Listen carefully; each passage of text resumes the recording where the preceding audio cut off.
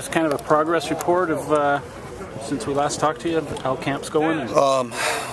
I think we're making progress. We're certainly pushing them really hard. We're demanding a lot of work, getting a lot of volume in a very short amount of time, really high intensity, super fast tempo. The offense is progressing very, very quickly with still a lot of work to go.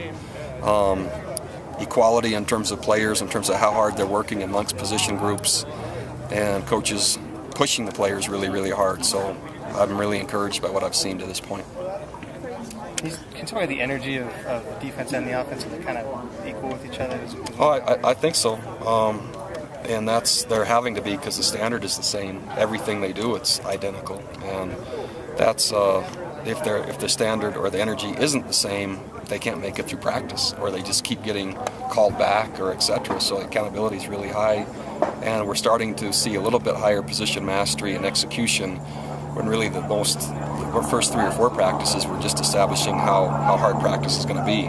But today I saw a noticeable difference, especially offensively, in a shift toward a little bit cleaner execution. Are you keeping any more of an eye on the offense than past years? Yeah, I haven't called a defensive play yet this spring. I don't intend to. So this spring I'm watching just both sides and making sure the practice is going exactly the way I want it to, from an effort standpoint, from a tempo standpoint, really from a will standpoint. That's what I focused on this spring. Looks like Taysom is maybe 100%. He's been out there a lot of series. They say 80, but his 80 looks like 100 for a lot of us. But he's not to have any contact. No one's to be around his legs. And so I don't know what he would tell you he is, but I would say 85-ish would be kind of where he is. But certainly beyond where we thought he would be in terms of repetition and what he could participate in, and that's really helpful to our team. You've talked about it before, but can you just address Cody and Kyle's presence out here in spring? Is it affecting the younger guys, and how they look to you so far? Hasn't affected them much, as Cody is not able to participate in spring, and Kyle is just very limited in what we're allowing him to do. That they chose to come back, I think, had an influence enough, but right now there's so much work going on so fast that I don't think they have a chance to really pay attention to anything else other than being in the team meetings or the position meetings with those guys, which is helpful. Did Kyle have anything done medically in the offseason? He didn't. We just are being really smart in terms of where we put him, when we put him, and really there's a lot of instruction classroom-wise, a lot of work on just fundamental things that we think he can clean up while we're managing his risk to be an injury, risk to getting injured, which doesn't make any sense. Did you expect spring? Did you expect or hope to get a lot of outdoors work done this spring?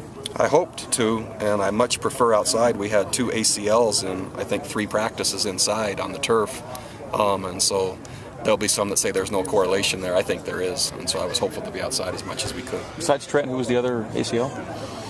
Good question.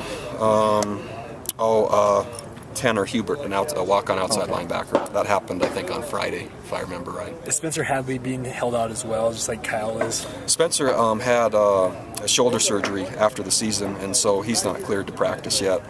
We would practice him the same as Kyle if he was 100% though. With as many close losses as you had last year and as many troubles as you had in place kicking, how much more of a focus is that this year than maybe it has been in the past? It's probably been 4-1 already in spring from what we've normally done, not only in punting but in field goal kicking and in place kicking in terms of PATs. So the volume, and we actually have competition is great, and so we have a walk-on place kicker that isn't that far in terms of trailing percentage-wise of where Justin is, which is helpful. So they're alternating every other kick right now. We chart every day. Do you need to have a second after Justin? I think so. Comfortable? I think so. Based on last season, I think that's just what would be wise. Coach, can you talk about the nose tackle position, Marcus Johnson and Tuni Kanuch? Progressing.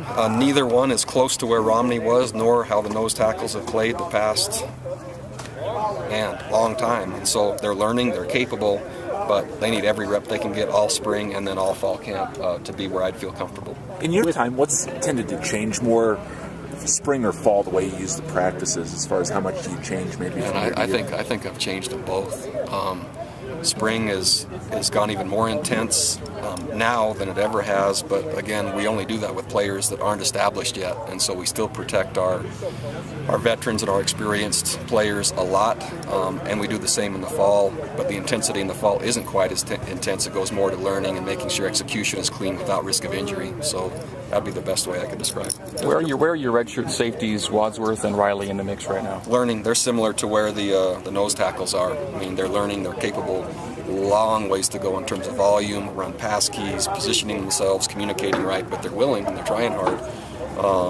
And that's all we can ask at this point. Craig Bills has been out, and Daniel Sorensen is another one we're watching really closely how much we give him in live situations, which we haven't had yet, but we have to pay a lot of attention to him. Did their scout years help them, though, those two guys? To some extent, but there's enough to know that we're intrigued by what they could do. We're finding out now they're finding out now, scout team and practicing with the ones or twos is quite different.